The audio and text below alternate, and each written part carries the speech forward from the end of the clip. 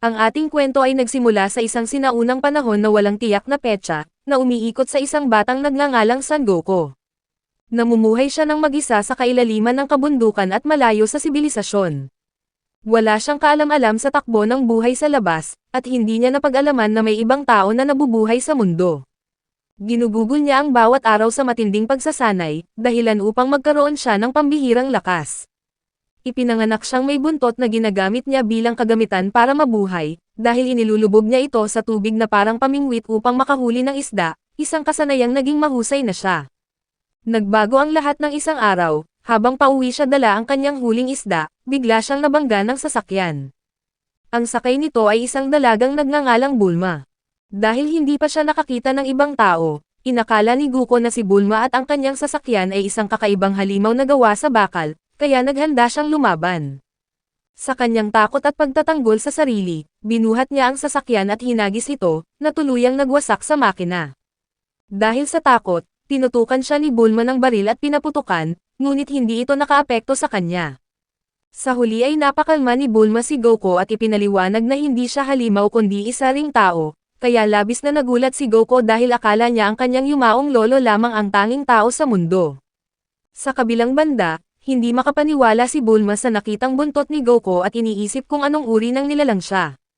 Nang ituro ni Goku ang wasak na sasakyan at tanungin kung ano ang halimaw na iyon, natawa si Bulma at sinabing ito ay isa lamang kotse. Naalala ni Goku ang mga kwento ng kanyang lolo tungkol sa mga ganitong makina bago ito pumanaw. Nang napagtanto na hindi siya nito kaaway, inanyayahan niya si Bulma na kumain kasama niya, sa pag-aakalang siya ay isang manlalakbay mula sa lungsod. Pumayag naman si Bulma na sumama, ngunit lihim niyang dala ang isang makabagong kagamitan na tinatawag na Dragon Radar, at matatag ang kanyang hinala na ang bagay na kanyang hinahanap ay nasa pag-aari ni Goku. Pagkapasok sa simpleng tahanan ni Goku, agad niyang nakita ang isang kumikinang na bola, isa sa maalamat na Dragon Ball na matagal na niyang hinahanap. Naging maingat si Goku at sinabing hindi niya ito maibibigay dahil ito ay mahalagang alaala mula sa kanyang lolo at ang tanging bagay na nagpapaalala sa kanya nito. Ipinakita naman ni Bulma ang dalawang Dragon Ball na nasa kanya at iminungkahi na subukan niyang paglapitin ang mga ito. Nang ilagay ni Goku ang kanyang bola sa tabi ng mga ito, isang kamangha-mangha na pangyayari ang naganap, dahil ang tatlong bola ay sabay-sabay na naglabas ng mahiwagang liwanag. Ipinaliwanag ni Bulma ang napakalaking halaga ng mga bagay na ito, ngunit hindi lamang sila ang naghahanap ng mga Dragon Ball. Sa parehong oras, isang tamad ngunit sakim na pinuno na nagngangalang Emperador Pilaf, ay naghahanap din ng Dragon Ball at nakakuha na ng isa. Ipinaalala ng kanyang katulong na si Mai na walang silbi ang isang bola lamang, at ipinaliwanag niya na mayroong 7 Dragon Ball na nakakalat sa buong mundo. Kailangang hanapin ang lahat ng 7 ito upang ipatawag ang isang mahiwagang dragon na kayang tuparin ang anumang hiling.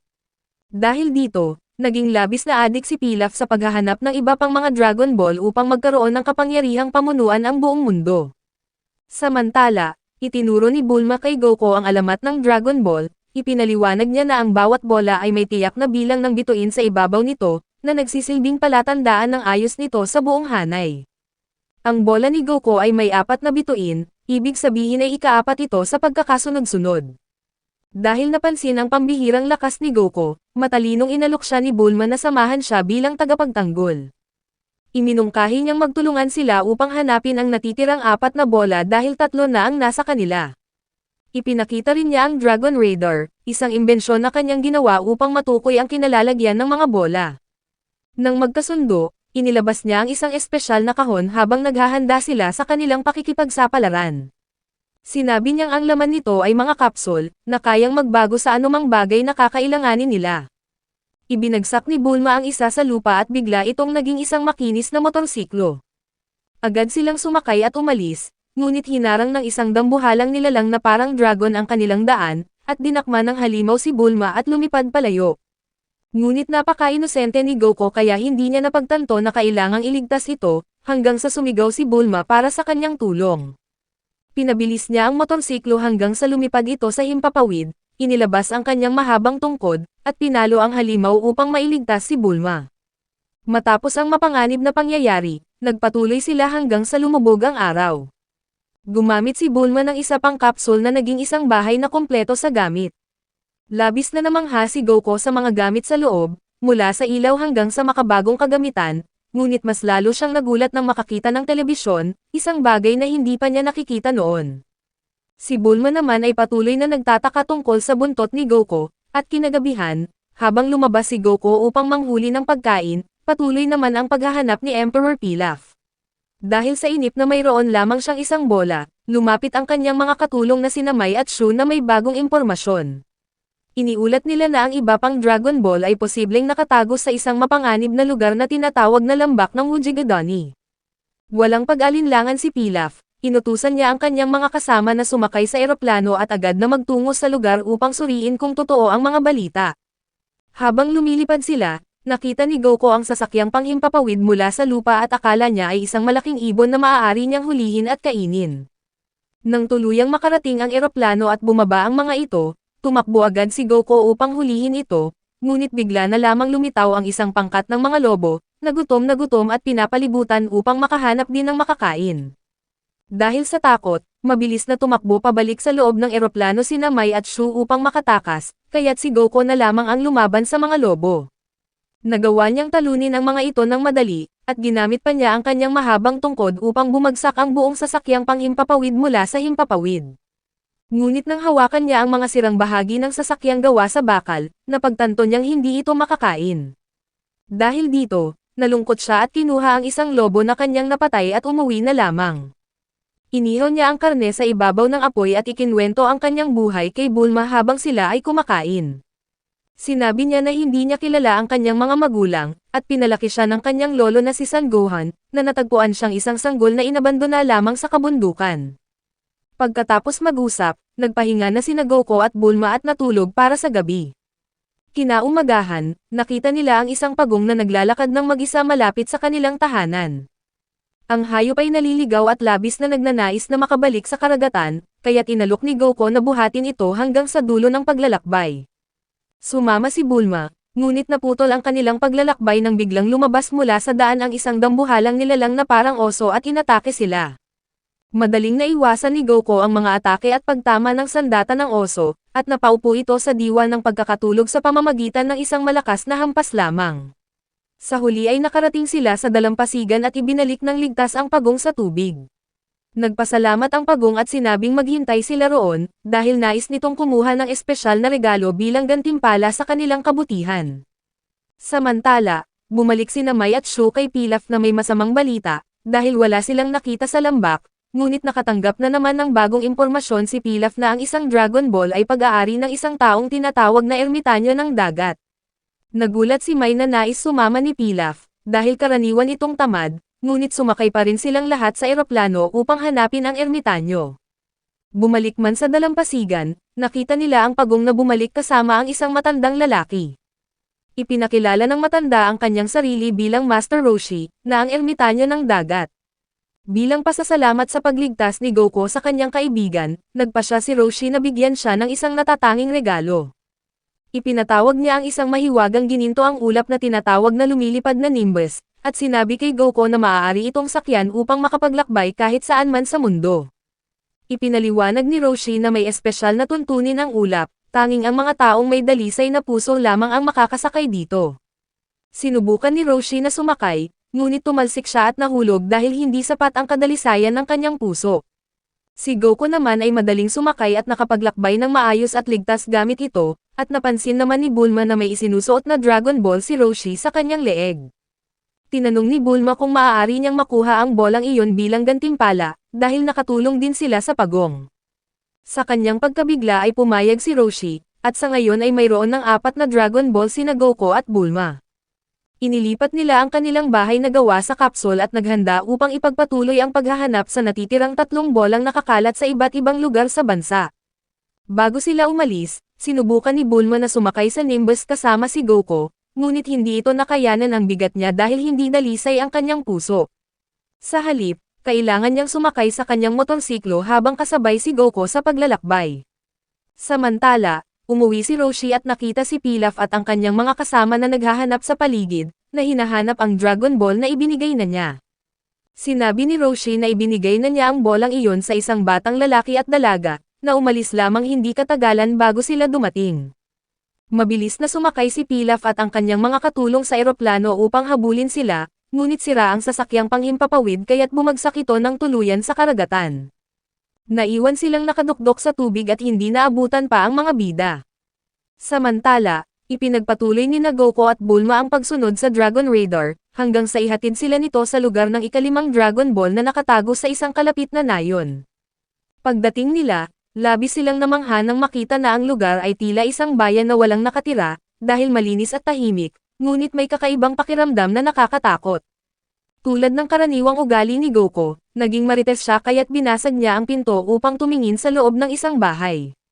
Isang lalaki sa loob ang agad na umatake sa kanya gamit ang palakol, ngunit naputol ang sandatang ito nang tumama ito sa matigas na bungo ni Goku. Napagtanto ng lalaki ang kanyang pagkakamali at humingi ng paumanhin, at ipinaliwanag na inakala niya si Goku na isang nakakatakot na halimaw na nagngangalang Ulong. Sinabi ng taga-nayon na si Ulong ay isang nilalang na kayang magpalit ng anyo na nagdudulot ng gulo sa kanilang nayon, at madalas na kinukuha ang kanilang mga anak na babae. Nakita ni Bulma ang pagkakataon at nagalok na siya na ang haharap kay Ulong, ngunit may kondisyon, dapat bigyan sila ng mga taga-nayon ng Dragon Ball na itinatago nila. Bilang kapalit ng kanilang tulong, ipinakita ng isang babaeng nagngangalang Pauzo ang bolang iyon, at ipinangako na ibibigay nila ito kapag napigilan na nila ang gulo ni Ulong. Ngayon ay nagpasya si Bulma na bihisan si Goku ng damit na pambabae upang gamitin ito bilang pain, at sinabi niya kay Goku na hayaang dakpin siya ni Ulong upang matuklasan niya ang tagong tirahan ng halimaw at matalo ito mula sa loob. Pinaalalahanan ni Bulma si Goku na sapat na ang kanyang lakas upang magawa ito, at sa huli ay lumabas si Ulong upang kunin ang kanyang inaakala niyang hinihintay na premyo. Ngunit nang mapansin niyang ang dalaga ay isang batang lalaki na napakalakas, labis siyang nagalit. Nagbago siya ng anyo at naging isang malaking halimaw upang takutin si Goku, ngunit bigla na lamang siyang tumakbo palayo at bumalik sa kanyang tunay na anyo. Ang tunay na anyo ni Ulong ay isang maliit na nilalang na parang baboy. Nagreklamo siya na ang kanyang pagpapalit ng anyo ay tumatagal lamang ng 5 minuto, at kailangan pa niyang maghintay ng 1 minuto bago siya muling makapagpalit ng anyo. Ngayon ay nagsimulang hanapin siya ni Goku, ngunit dahil bumalik na si Ulong sa kanyang anyong parang maliit na baboy, hindi agad nakilala ni Goku kung sino ito. Nang lumipas ang 1 minuto, nagpalit muli ng anyo si Ulong at sinubukang subukin ang lakas ni Goku sa pamamagitan ng pagtatanong kung kaya nitong talunin ang mga semento. Madaling dinurog ni Goku ang mga semento gamit lamang ang isang daliri, na labis na ikinatakot ni Ulong. Nagbago siya ng anyo at naging paniki upang subukang lumipad palayo, ngunit sumakay agad si Goku sa Nimbus at hinabol ito ng mabilis. Nang matapos ang 5 minuto, bumalik si Ulong sa kanyang orihinal na anyo at nahulog sa lupa. Nahuli siya ni Goku at pinilit siyang humingi ng paumanhin sa buong nayon. Pumunta sila sa mansyon nito upang iligtas ang mga babaeng dinukot, ngunit nalaman nilang masaya pala ang mga ito sa marangyang pamumuhay doon, at ayaw na nilang bumalik sa dati nilang buhay. Kahit masaya ang mga babae, tinupad ni Pauzo ang kanyang pangako at ibinigay ang Dragon Ball kay Bulma. Sa kabuuan, 5 na ang kanilang nakolektang bola, at nagpa siya si Bulma na isama si Ulang sa kanilang pangkat, dahil naniniwala siyang magiging napakahalaga ang kakayahan nitong magbago ng anyo sa kanilang paglalakbay sa buong mundo. Gumamit sila ng isa pang kapsul upang gumawa ng bangka at sinundan ang radar patungo sa lugar na tinatawag na Bundok Frypan. Kinabahan ng husto si Ulang at nagbabala sa kanila na ang bundok na iyon ay sakop ng isang malupit na pinuno na kilala bilang Haring Baka, isang maalamat at napakalakas na emperador ng mga halimaw na dapat nilang iwasan. Paulit-ulit niyang sinabing lubhang mapanganib ang lakas ng Haring Baka, ngunit sinubukan siyang pakalmahin ni Bulma sa pamamagitan ng pagbibigay ng candy. Ngunit pagdating nila sa lupa, napagtanto ni Bulma na nawawala ang buong bag na naglalaman ng kanyang mga kapsul. Nataranta siya at nag-iisip kung paano na nila matutuloy ang paglalakbay kung wala ang kanilang mga gamit. Habang magulo ang lahat, sinubukan ni Ulang na tumakas palayo sa bundok ng Frypan, ngunit ibinunyag ni Bulma ang kanyang lihim. Ang candy na ibinigay niya rito ay tinatawag na kending nagpapasakit ng tiyan. Ipinaliwanag niya na sa tuwing sasabihin niya ang isang tiyak na salita, makakaramdam ito ng matinding sakit at agad na pagtatae, at nagbabala na huwag itong susubok na tumakas muli. Dahil wala na itong magawa, napilitang mag-anyong motorsiklo si Ulang upang makapaglibot sila, ngunit hindi sapat ang lakas nito upang pasanin sila ng matagal. Naglakad sila hanggang sa mapagod ng lubusan, at sa huli ay nakatulog ng mahimbing si Bulma. Sa sandaling iyon, lumitaw ang isang magnanakaw mula sa disyerto na nagngangalang Yamcha, kasama ang kanyang kasamang pusa na nakakapagbago rin ng anyo na si Puar, upang nakawan sila. Ipinag-utos ni Yamcha na ibigay nila agad ang lahat ng kanilang pera at mga gamit. Nakakagulat, magkakilala na noon pa man sina Puar at Ulang mula pa noong nag-aaral sila ng pagbabago ng anyo, at marami silang pinagsamahan. Sinabi ni Puar kay Yamcha na dati siyang inaapi ni Ulang sa paaralan, dahil kasing husay din ito sa pagbabago ng anyo gaya niya. Nagtago si Ulang sa likuran ni Goku at nakiusap na labanan nito ang magnanakaw, ngunit nag-alangan si Goku. Sinabi ni Goku kay Ulang na sa tingin niya ay hindi naman totoong masama si Yamcha at hindi ito karapat-dapat na labanan. Gayunpaman, umatake pa rin si Yamcha kaya napilitang umilag si Goku mula sa mga hagis ng espada nito, at gumanti ng atake si Goku gamit ang kanyang tungkod at naitabig si Yamcha palayo. Nang bumangon ito ay namangha sa sandata at nagtanong kung sino ang nagbigay nito kay Goku. Ipinagmalaki ni Goku na regalo iyon mula sa kanyang yumaong lolo na si Son Gohan, at gulat na gulat si Yamcha dahil kilala niya si Gohan bilang isa sa mga pinakadakilang alamat sa kasaysayan ng sining ng pakikipaglaban. Gayunpaman, sinabi pa rin nito na hindi ito magpapakabait sa pakikipaglaban. Ginamit nito ang kanyang tanyag na pamamaraan, ang suntok ng lobo, at nagpakawala ng sunod-sunod na malalakas na hampas upang mapagod at matalo si Goku. Mabilis na nakabawi si Goku at inihayag ang sarili niyang espesyal na estilo na bato gunting papel. Isang malakas na suntok na parang bato ang inilabas niya, sinundan ng hampas na parang gunting, at tinapos ng tulak na parang papel. Sinubukan pang sumugod ni Yamcha, ngunit sa sandaling iyon ay nagising na si Bulma. Nang makita lamang ni Yamcha si Bulma ay nataranta ito at agad na tumakas, mayroon pala itong malaking kahinaan, dahil takot na takot ito sa mga babae. Nang makaalis na si Yamcha, inamin ni Ulang na itinatago pala nito ang isang kapsol na nagiging bahay, at sa wakas ay inayos na niya ito, at pumasok silang tatlo upang magpahinga sa gabi.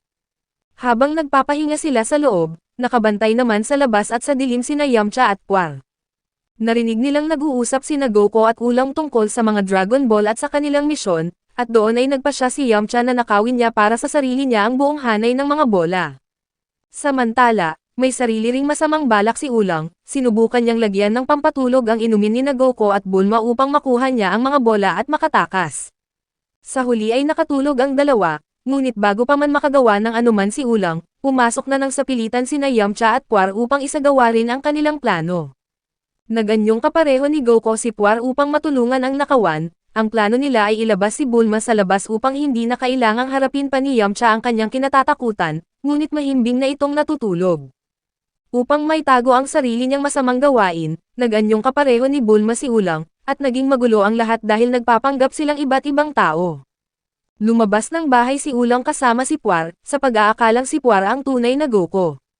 Sa loob pa naman, sinubukang kunin ni Yamcha ang mga Dragon Ball, ngunit nakita nito ang inaakalang si Bulma pa rin ang nandoon, kaya tumakas ito dahil sa takot. Sa huli, wala ni isa sa kanila ang nakakuha ng ninakaw. Kinabukasan, dumating sina Mai at Shu at naglagay ng bomba sa bahay, na may planong kunin ang mga Dragon Ball gamit ang dahas. Umalis na sina Goku at ang kanyang mga kasama patungo sa bundok ng Frypan, nang hindi alam ang tungkol sa bomba. Sinundan sila ni Yamcha at nagpaputok ng missile, na siyang nagpasabog sa kanilang bahay. Tumalon palabas si Goku at inis, at sinabi kay Yamcha na gutom pa siya noong nakaraang gabi kaya hindi siya nakalaban ng maayos. Sumugod si Goku kay Yamcha at binigyan ito ng matinding suntok sa mukha, kaya sa ikatlong pagkakataon ay napilitan na namang tumakas ang magnanakaw. Napagtanto ni Yamcha na hindi pa niya kaya silang talunin, kaya nagpa siya muna itong hayaan silang hanapin ang lahat ng 7 Dragon Balls bago niya ito nakawin para sa kanyang sarili. Nagpatuloy sa paglalakad sina Goku at ang kanyang mga kasama, at habang naglalakad sila, nakarating naman sina Mai at Shu sa sirang bahay, sa pag-aakalang ang kanilang bomba ang nagpasabog rito. Nagmadali silang pumasok upang hanapin ang mga bola, ngunit doon din sumabog ng diretsahan sa kanilang mukha ang sarili nilang bomba.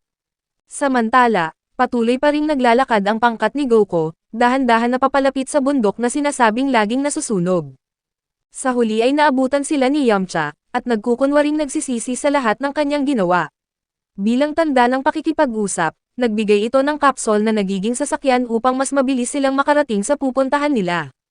Ngunit isa lamang itong pandaraya, ibinigay lamang niya ang sasakyan upang masundan niya ang bawat galaw nila gamit ang isang device na nakatago rito. Sumunod si Yamcha sa kanila mula sa malayo, gamit ang kagamitang inilagay niya sa kanila. Pagkalipas ng 2 araw na paglalakbay, sa wakas ay nakarating na sina Goku at ang mga kasama sa bundok ng Frypan, ngunit nakita nila na ang buong lugar ay napapaligiran ng walang katapusang apoy. Ipinapaalala ni Ulong ang babala niya tungkol sa nakakatakot na haring tandang, na nakatira mismo sa gitna ng mapanganib na lugar na iyon. Tiwala si Ulong na hinding-hindi nila makukuha ang ika-6 na bola ng dragon sa loob ng kastilyo ng Haring Tandang, na nakatago sa likod ng mga nag-aalab na apoy. Habang nagmamasid si Yamcha sa malapit, nakita niya ang isang batang babae na hinahabol ng isang dinosaur. Pinatay pala ng dalaga ang halimaw gamit ang sarili niyang lakas, at pagkatapos ay sinalakay niya rin si Yamcha, ngunit nagawa niyang mapatigil ang dalaga sa gitna ng kanilang pag-aagawan. Nagpa siya si Yamcha na manatiling nakatago at patuloy na magmamasid. Samantala, sinubukan ni Goku na lumipad sa ibabaw ng apoy gamit ang kanyang lumilipad na ulap, ngunit sobrang tindi ng init kaya't nasunog ang kanyang buntot at bumagsak siya. Bigla na lamang bumungad sa harap ni Bulma at Ulong ang napakalaking anyo ng Haring Tandang, na ikinatakot sa kanilang dalawa, at sa sandaling iyon ay mabilis na bumalik si Goku upang tumulong. Inatake ng batang mandirigma ang higanteng tao gamit ang lahat ng kanyang lakas, ngunit kahit anong suntok at tama ang gawin niya, wala man lang itong naiwang galos sa katawan ng kaaway. Tumigil sa pakikipaglaban ang Haring Tandang nang mapansin niya ang ulap at ang pangunahing sandata ni Goku, at tinanong niya kung saan nakuha ng binata ang mga napakabihirang bagay na iyon. Isinalaysay ni Goku na pareho itong regalo ng kanyang yumaong lolo na si Gohan, at ng isang matandang lalaking nagngangalang Roshi. Namangha ang Haring Tandang, at ipinaliwanag na pareho sila ni Gohan na naging pinakamagaling na mag-aaral ni Guro Roshi. Humingi siya ng malaking pabor kay Goku, pumunta kay Roshi at hiramin ang pamaypay ng Bansho, isang mahiwagang bagay na kayang patayin ang apoy sa buong bundok. Kailangan niyang mawala ang apoy upang mailigtas ang kanyang kastilyo at ang kanyang mga kayamanan, at hiniling din niya kay Goku na hanapin ang kanyang anak na si Chi-Chi, na nagtungo na sa tirahan ni Roshi noong nakaraang araw. Habang nagmamasid sa malayo, napagtanto bigla ni Yamcha na si Chi-Chi pala ang batang babae na kanyang napatahimik kanina lamang. Tinanggap ni Goku ang kahilingan at pumayag na tumulong sa higanteng mandirigma, at sinabi ni Goku na tutulong siya sa kondisyong ibibigay sa kanya ang bola ng dragon bilang kapalit. Pumayag ang higanteng tao, at sinabing wala siyang alam kung para saan ang bagay na iyon, at wala na rin siyang pakialam kung itatago pa niya ito. Lumipad si Goku na sakay sa kanyang ulap, at hindi nagtagal ay natagpuan na niya si Chi-Chi sa kalsada, at inalok niya ito na isasama sa kanilang patutunguhan. Habang lumilipad sila, hindi sinasadyang hinawakan ni Chi-Chi ang buntot ni Goku, dahilan upang mawalan ng lakas ang buong katawan ng binata. Binalaan niya ang dalaga na huwag niya itong gawin dahil ang buntot ang pinakamahina niyang bahagi, at sa kabutihang palad, hindi nahihirapan ang gintong ulap na dalhin si Chi-Chi. Gaya ni Goku, may dalisay na puso rin ang dalaga, kaya't ligtas silang nakarating sa tirahan ni Master Roshi. Agad na inatake ni Chi-Chi si Roshi gamit ang patalim na nasa takip ng kanyang helmet, upang subukan kung siya nga ba ang tanyag na guro. Hindi umiwas ang matanda at nasaktan siya, dahil dito ay nag-alinlangan si Chi-Chi kung siya nga ba ang tunay na tao. Upang patunayan ang kanyang pagkakakilanlan, inilabas ng matanda ang kanyang lisensya sa pakikipaglaban. Napatunayan nito na siya nga ang walang kapantay na si Master Roshi, at sinabi ni Roshi kay Goku na nais sana niyang makuha muli ang bola ng dragon mula kay Bulma, at handa siyang ibigay ang anumang bagay bilang kapalit. Sinabi agad ni Goku na malamang ay hindi papayag si Bulma sa ganitong usapan, at ipinapaalala rin niya sa guro na ang pangunahing layunin nila ay ang paghiram sa pamaypay ng Bansho para sa Haring Tandang. Inamin ni Roshi na matagal na niyang ginawang paso ang mahiwagang pamaypay, at nawala na rin ang kanyang pagkakatago nito, ngunit nag-alok siya na sumama sa kanila at personal na patayin ang apoy. Tinawag niya ang isang pagong na kayang lumipad na nagngangalang Gamira, upang maging sasakyan nila patungo sa bundok, at lumipad si Roshi sakay ang pagong at sumunod sa kanila patungo sa bundok Frypan. Mainit na tinanggap sila ng Haring Tandang, at naghanda si Roshi na ipakita ang kanyang kapangyarihan. Hinubad niya ang kanyang damit, at sa una ay mukhang mahina lamang siya, ngunit bigla niyang tinipon ang kanyang lakas at nagbago ang kanyang anyo, naging isang malakas at matipunong mandirigma.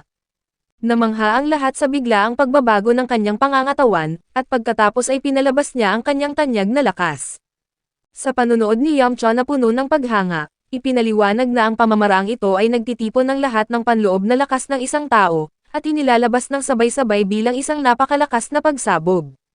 Napakatindi ng lakas ng pagsabog kaya tuluyang namatay ang apoy sa buong lugar, ngunit dahil dito, nawasak din ang buong kastilyo at ang buong bundok. Nang mawala na ang apoy, ginamit ni Bulma at Ulong ang kanilang Dragon Radar upang hanapin ang bola ng dragon sa gitna ng mga gumuhong pader at durog na bagay, dahil itinago ang bagay na iyon sa loob ng kastilyo. Labis na humanga si Goku sa nakita, kaya't sinubukan niyang gayahin ang lakas na iyon. Nagawa niyang ilabas ang isang maliit na kamihami, ngunit sapat ito upang masira ang sasakyang dala nila, bagamat hindi kasing lakas ng ginawa ni Roshi. Namangha si Master Roshi na nagawa na agad ng isang bata ang gayong bagay, at ipinagmalaki ng haring tandang na si Goku ang apo ni Gohan. Naalala ni Roshi ang kwento ni Gohan tungkol sa sanggol na kanyang inalagaan at pinalaki sa kabundukan. Labis ang kanyang paghanga, kaya't inimbitahan niya si Goku na manirahan kasama niya at magsanay upang lalo pang lumakas. Pumayag naman si Goku, ngunit sinabing gagawin niya lamang ito matapos nilang matapos ang misyon na makuha ang lahat ng 7 bola ng dragon. Sa huli, natagpuan na ni Bulma ang bola ng dragon sa gitna ng mga durog na bagay, at dahil dito ay mayroon na silang 6 na bola. Isang bola na lamang ang kulang upang makumpleto ang lahat, at nagbigay sa kanila ang haring tandang ng bagong sasakyan upang magpatuloy sa kanilang paglalakbay. Pagkatapos ay nagpaalam sila at nagtungo sa kanilang patutunguhan, at habang patuloy silang sinusundan ni Yamcha gamit ang isa pang kagamitan, pumasok sila sa isang kalapit na lungsod.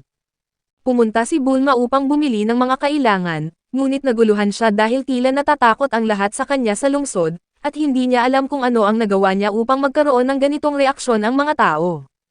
Sa huli ay ipinaliwanag ng isang taga-nayon na ang dahilan ay ang kanyang mga tenga na parang koneho.